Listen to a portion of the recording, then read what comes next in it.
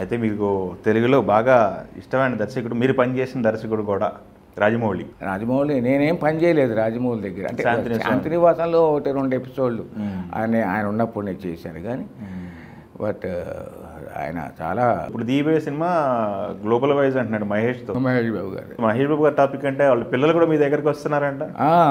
మా అమ్మాయి దగ్గరేమో డ్యాన్స్ నేర్చుకుంటుంది ఆ పాప, సితారా. యాక్టింగ్ కూడా. గౌతమ్ కృష్ణకి మా ఆవిడ షూటింగ్ తీసుకెళ్ళారు ఆవిడ, లేకపోతే కష్టం షూటింగ్ అని. ఫస్ట్ సుకుమార్ వాళ్ళు కాంటాక్ట్ చేసి ఆ పిల్లాడిని ఇంట్రడ్యూస్. నేను ఒకరికి. అవును. Okay okay. ఇంట్రడ్యూస్ చేస్తున్నాము అంటే సరే అని పంపించారు వాళ్ళు. ఓకే.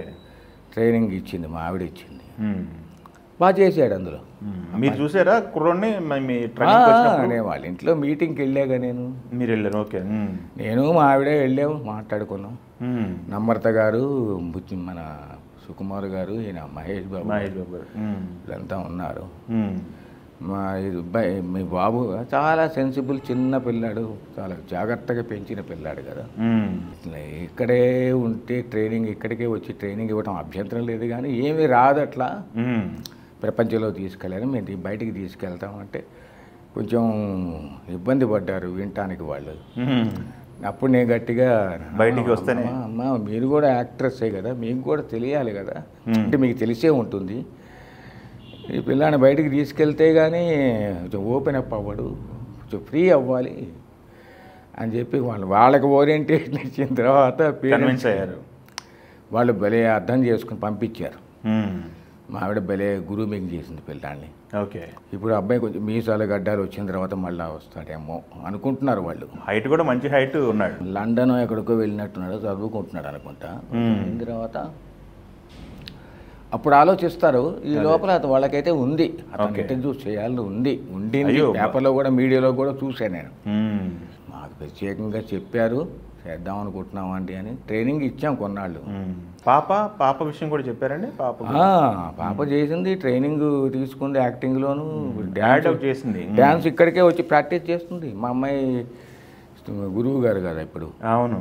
మా అమ్మాయి టీచింగ్ కూచిపూడి డ్యాన్స్లో చేస్తుంది. యాక్టింగ్లో మా ఆవిడను మా అమ్మాయి చెప్తారు. మొన్న ఒక యాడ్ ఏదో చేసినట్టు, జ్యువెలరీ యాడ్ చేశారు.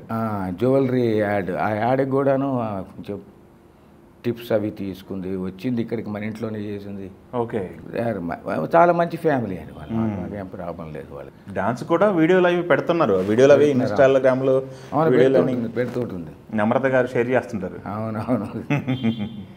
వాళ్ళ ప్లాన్లు ఉంటాయి కదండి మా వాళ్ళు. Okay okay. అదే ఫ్యామిలీ పెద్ద ఆయన కృష్ణ గారు కూడా మీ పరిచయం కదా బాగా? నాకు పరిచయం లేదు. కృష్ణ గారు పరిచయం? కృష్ణ గారి దగ్గరికి వెళ్ళే అవకాశం రాలేదు నాకు. ఎంత ఇటుపక్కే. ఇప్పుడు ప్రజెంట్ ఉన్న జనరేషన్లో రీసెంట్గా మీ దగ్గర నుంచి వచ్చిన వాళ్ళు నాగశౌర్య, బెల్లంకొండ సాయి శ్రీనివాసు. నాగశౌర్య తర్వాత కదా సాయి ధర్మ తేజ, వైష్ణవ్ తేజ. ఓకే. సింహ, శ్రీసింహ, వీళ్ళకి అందరికి కూడా మినిమం ఒక 4 నెలలు 5 నెలలు 4-5 నెలలు. ఇప్పుడు ఇలియానా ఉందనుకోండి, ఇలియానా అమ్మాయికి హిందీ రాదు, తెలుగు పక్కన తెలుగు అమ్మాయి కాదు కదా, గోవా పిల్ల అమ్మాయి. ఇంగ్లీష్ మాట్లాడినా పోర్చుగీసు, ఇంగ్లీషు, ఇంకో స్లాంగు, రకరకాల స్లాంగుల్లో మిక్స్ అయి ఉంటుంది. నాకేమో ఇబ్బంది అయ్యేది. మా ఆవిడ బాగా పట్టుకుంది. మా ఆవిడే ఆ అమ్మాయికి, ఎవరో మన ఇలియానాకి.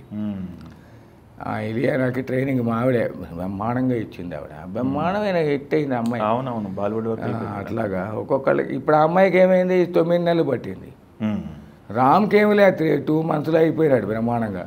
ఎనర్జెటిక్ ఫీల్, ఇబ్బంది ఏం లేదు. తెలుగువాడు, తెలుగు వచ్చు, అదొక అడ్వాంటేజ్. ప్లస్ చెప్పింది చక్కగా ఇమ్మీడియట్గా ఆకట్టుకుని చేయగలిగేవాడు.